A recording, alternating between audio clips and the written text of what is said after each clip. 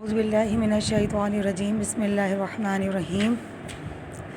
رسول اکرم صلی اللہ علیہ وسلم نے ارشاد فرمایا کہ خیرکم من تعلم القرآن وعلمہ، کہ تم میں سے بہترین شخص وہ ہے کہ جو خود قرآن سیکھے اور دوسروں کو سکھائے۔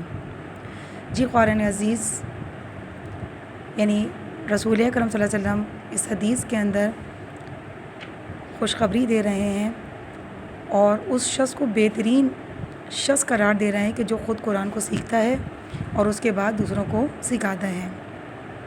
یعنی آپ لوگ جو یہاں پر قرآن مجید کی بیسک تجوید سیکھنے کے لیے آمادہ ہوئی ہیں، اس وقت آپ کا شمار رسول خدا کی بہترین امت کے بہترین لوگوں میں ہو رہا ہے۔ اپنی اہمیت کو جانیں، اپنی اہمیت کو جانیں اور جو پروردگار عالم نے آپ کو خوبصورت ترین موقع عطا فرمایا ہے، یعنی رمضان المبارک، کہ جس میں افضل ترین عبادت جو ہے وہ قرآن مجید کی تلاوت کرنا ہے، تو کیا ہی اچھا ہے کہ جب آپ قرآن مجید کی تلاوت کر رہے ہیں تو خوبصورت انداز سے اور بہترین تجوید کے ساتھ جو ہے قرآن مجید کی تلاوت کریں۔ اس کورس کا مقصد بھی یہی ہے کہ بہت مختصر سے وقت میں صرف بیسک چیزیں آپ لوگوں کو سکھا دی جائیں، تاکہ جو مسٹیک ہماری نمازوں میں ہوتی ہے یا قرآن کے اندر پڑھتے ہوتی ہے، انشاءاللہ تعالیٰ ان تمام تر روز کو سیکھنے کے بعد وہ مسٹیک ہماری نہیں ہوں گی۔ آخر تجوید کا سیکھنا اتنا ضروری کیوں ہے؟ کیوں اتنا زور دیا گیا ہے کہ تجوید کو سیکھا جائے؟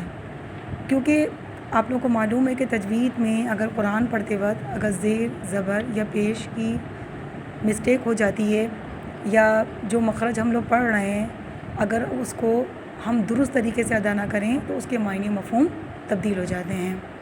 کس طرح سے؟ آئیے میں آپ کو ایک چھوٹی سی مثال دیتی ہوں تاکہ واضح ہو سکے کہ تجوید کا سیکھنا کیوں ضروری ہے۔ دیکھیں، سب سے پہلے میں نے لکھا ہوا ہے الحمد۔ ہم نماز میں سورہ الحمد پڑھتے ہیں۔ اب یہ الحمد جو ہے وہ کس والے ہے سے لکھا ہوا ہے؟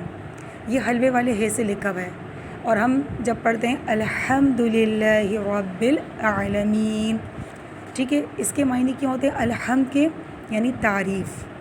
لیکن اگر اسی والے ہے کو ہم دو چشمی ہے میں بدل دیں، یعنی ہم الحمد کے بجائے الحمدو پڑھیں، ٹھیک ہے، الحمدو پڑھیں، تو اس کے معنی ہلاکت کے ہو جاتے ہیں۔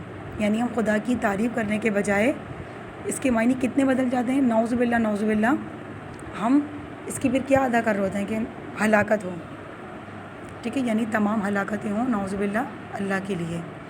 تو اتنا زیادہ جو ہے وہ فرق آ جاتا ہے اگر ہے کو، حلوے والے ہے کو دو چشمی ہے میں بدل دیا جائے۔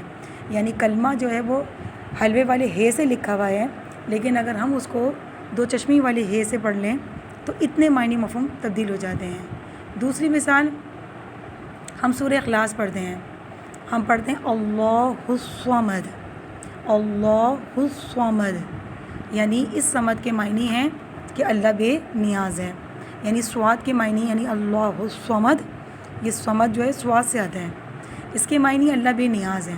لیکن اگر ہم سواد کو، جو کہ ہمارے یہاں بہت مسٹیک کی جاتی ہے، سین میں بدل دیں، ہم کریں اللہ الصمد، صمد پڑھیں، سین پڑھ دیں، تو اس کے معنی پتہ ہے وہ کتنے تبدیل ہو جاتے ہیں؟ یعنی زرعی کھاد، یعنی اللہ الصمد، اللہ بے نیاز ہے، اور اگر ہم صمد کو صمد پڑھ دیں تو اس کے معنی تبدیل ہو جاتے ہیں زرعی کھاد، یعنی نعوذ باللہ نعوذ باللہ، اللہ بے زرعی کھاد ہے۔ اسی طرح سے ہم سب الحمدللہ منتظر امام ہیں، اور ہم لوگ کتنی مرتبہ نماز میں دعائے سلامتی امام زمانہ میں یہ جملہ بار بار ادا کر رہے ہوتے ہیں، یعنی العجل العجل، یعنی العجل عین سے ہے نا، تو اس کے معنی ہے جلدی کے، ہم کہتے ہیں العجل العجل العجل۔ لیکن اگر ہم العجل کو درست طریقے سے ادا نہ کریں، جیسا کہ ہمارے یہاں ہوتا ہے، ہم آخر میں کہتے ہیں اجل اجل اجل کر کے پڑھتے ہیں، یعنی ہم عین کا مخرج یہاں سے بالکل ہی غائب کر دیتے ہیں اور جیم میں تبدیل کر دیتے ہیں۔ ایسا ہی ہوتا ہے نا، ہم کیا کہتے ہیں اجل الاجل، الاجل نہیں پڑھتے، ہم اجل اجل کر کے پڑھ دیتے ہیں، تو اس کے معنی ہے تاخیر اور موت کے۔ تو یعنی آپ کو یہ صرف مثالیں دینے کا مقصد یہ ہے کہ تاکہ میں اور آپ تجوید کی اہمیت کو سمجھیں، اور سمجھنے کے بعد بھرپور طریقے سے کوشش کریں کہ جو چیز سکھائی جا رہی ہے ہم اس سے استفادہ کریں۔